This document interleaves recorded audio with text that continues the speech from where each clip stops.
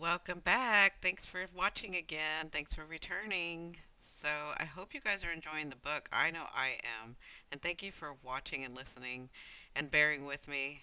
It will get easier. I haven't read this book, so I'm trying to play the characters and I'm trying to do the narration um, in a better way, but it'll take me some time, so just bear with me. But thank you. I'm excited for chapter 7. So, this is chapter 7 of In the Company of Witches. Thank you for joining. So here we go. Chapter 7. The shock on our faces must have had the effect Roxy had been going for because she looked pretty satisfied. The look dropped a moment later, though, when she felt compelled to add, "To be clear, I'm not sure if Constance even had a will before recently.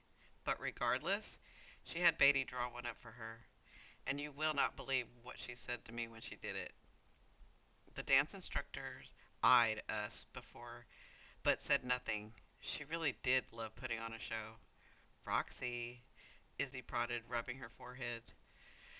"So, the day she came in to see Beatty, I'd asked her what brought her by, and she said she was getting her affairs in order. Then I prated on about it being a good idea for everyone to do that, and she said, well, it's about time I made somebody happy." Izzy and I let that sink in before I asked the obvious. "Who did she mean?" Roxy shrugged. "Who knows? She drove away after that." "So again, you think one of the siblings stood to gain something from Constance's will?" "Could be. Could be," she said with a slow nod. "Beatty would never tell. But of course, none of this means you ladies are completely out of the woods." "What? What are you talking about?" Izzy asked. "What woods?" "There may be a few other rumors circulating about town." Roxy straightened, hands folded on top of her staff. "Something about Nora threatening to kill poor Constance just moments before she passed." I laughed. I couldn't help it. "That's ridiculous. Nora was just being Nora. Where are people getting this?" The only person aside from Izzy and me who heard Nora threaten Constance was Williams, and Williams did not strike me as a gossip. But then again, Evanfall was a small town. If Williams had told even one person, then that was not good. "Would you look at you two," Roxy said, swatting a hand at us. "You look like you've seen a ghost. If only." "I was just playing. Nobody's going to believe you ladies had anything to do with Constance's death. You're pillars of the community. Really, what would Evanfall do without the Warrens looking over us?" Just then I noticed a new batch of students filing in the dance hall. "It looks like your next class is coming in." "We should probably let you go," Izzy added, taking a step towards the door. "All right, but don't be strangers. Come back any time." Izzy and I both waved, but Roxy was already distracted by another little girl in a tutu standing in front of her. "Well, if it isn't Miss Molly," she said, tapping the girl's nose. "My favorite student, all ready to go." We were almost at the door when Roxy called out to us again. "Oh, but Izzy?" We turned around. "You know my brother's not getting any younger, right?" My aunt's eyes widened. Someone should really make an honest man out of him. Izzy whirled around so quickly she crashed into the coat rack. "Not nice, Roxy," I called back. But all I got was more throaty laughter in return. "Should we head over to Theo's now?" Izzy asked, adjusting her poncho to avoid meeting my gaze. "I think I should head over to Theo's. And you should head home."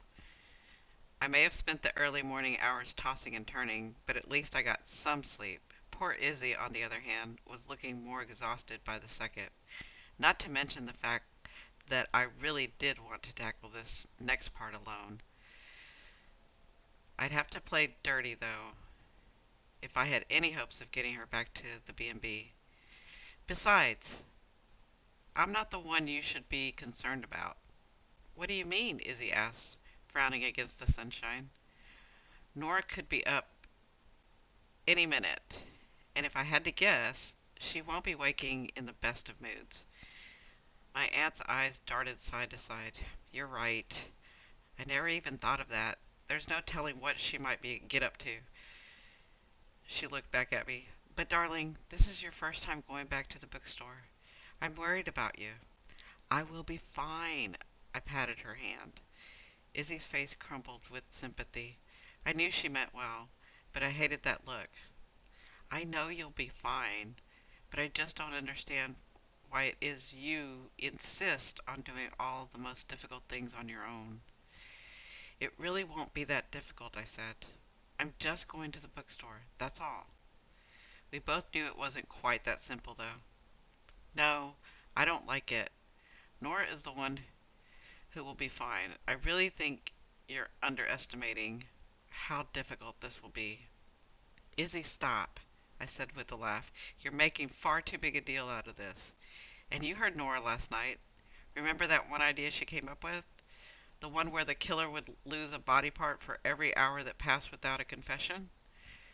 She would never do that, Izzy said quickly, but the corners of her eyes creased with worry. Besides, I'm fairly certain that spell doesn't exist. Right, sure, as long as you're fairly certain. My aunt swatted my hand. You're terrible. You know that? I know, I said quite seriously, but I couldn't stop myself from smiling. Izzy reached forward to adjust the scarf around my neck. Your grandmother was so talented with her needlework magic.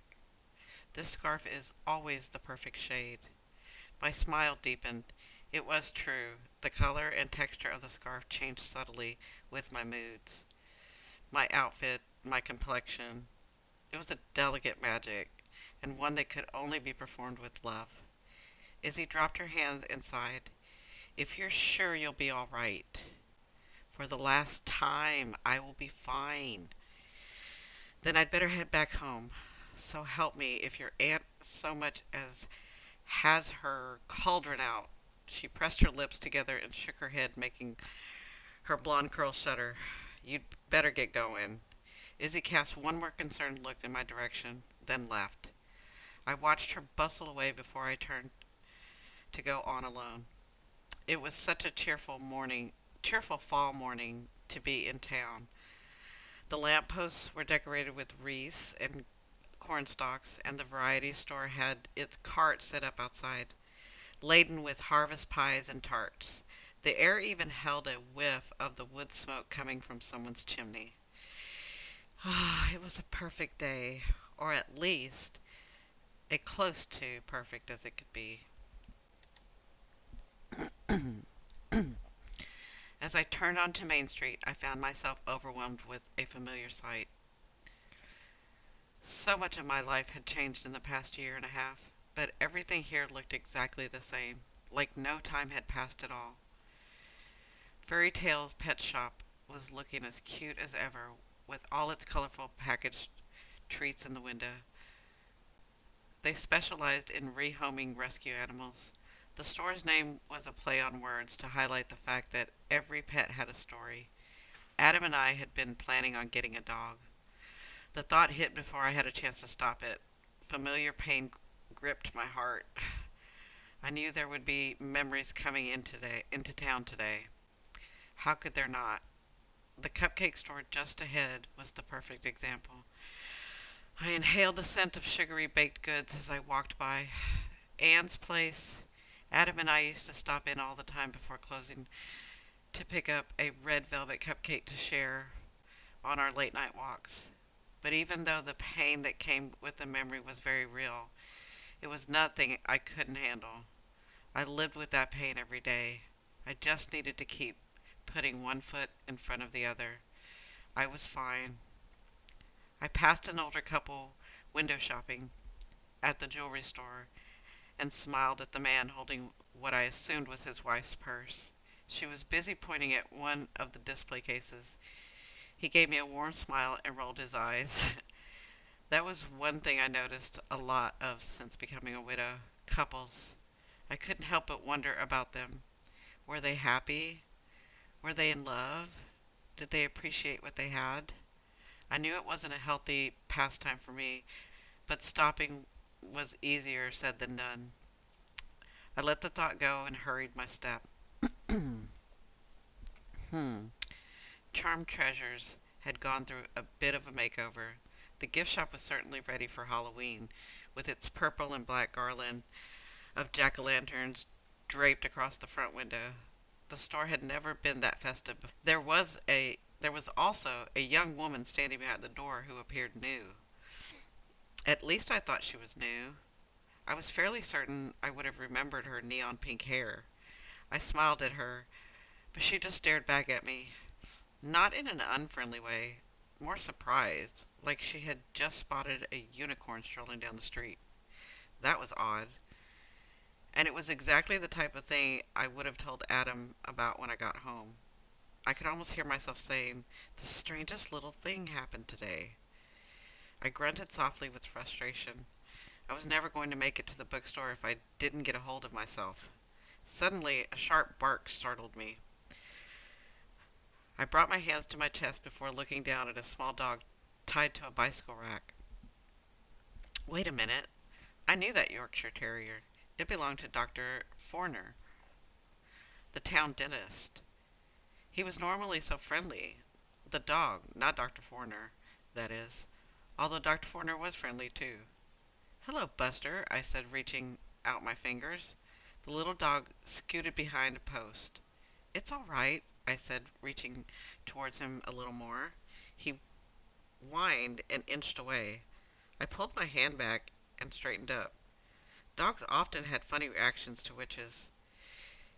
If I had to guess, our magic smelled a little different to their canine noses. We had to work extra hard to gain their trust. But Buster had never reacted this way before. Was it something else? Dogs did pick up on all sorts of things the rest of us couldn't. Scents, pheromones, emotions. I felt my heart rate quicken. "Is it time?" I asked in a quiet voice. The dog stared at me with worried eyes. I backed away, bunching my scarf at my throat. Suddenly, I felt the urge to get away, to just turn around and go back home. But I couldn't. I needed to do something. What was it again? I stood on the sidewalk looking around with really without really seeing anything. Why was I here? Where was I going? Oh, Theo's. Of course, I was going to the bookshop to ask Theo about Constance. I resumed my walk, my heart thudding. I only made it a few steps when a loud snap sent me stumbling. A chain had broken from a flower basket suspended from one of the lampposts lining the streets. Stars above, was going on? I watched the plant sway in the air, still hanging by its other chains. I was not having the best of luck today, but suddenly I wasn't so sure if luck had anything to do with it. I closed my eyes and willed steel into my frazzled nerves. No, one thing I knew for certain was that magic required intention and focus. It didn't just pop out of nowhere. That had not been me. The thought was ridiculous. Buster may have been picking up on my feelings, but the chain breaking had been the chain breaking had been a coincidence. Nothing more. It was all the attention on my feeling and how I would handle going into town. It was putting me on edge. I couldn't let it get to me. Besides, I was almost at the bookstore. Just a few more steps. The gold letters above the storefront windows glinted in the sunlight. Lovely leaves. I hurried to close the distance, reaching out for an old-fashioned handle on the dark blue door. I pressed down hard on the brass latch. It didn't budge. My breath caught. No, this couldn't be happening. Not now. The shop should be open at this time of day, shouldn't it? Except, all of a sudden, I didn't know what time it was, or what day. I almost turned around but stopped myself. The entrance to the park stood behind me. On some level, I had felt it the entire time I had been walking, almost like it was watching me, waiting to see if I would look over. But I hadn't. I couldn't look over. That was where I was supposed to meet Adam that day. That was where he had. I pressed down the thumb latch again. Maybe it was jammed. I rattled the handle. My throat tightened. I need to get inside. I shook the handle again. Please open. Please. Suddenly, a face appeared on the other side of the glass. I looked into the warm eyes behind the large round lens, staring back at me. Theo. She clicked open the door and a rush of warmth washed over me. Bryn, it's so lovely to see you. Come in, come in.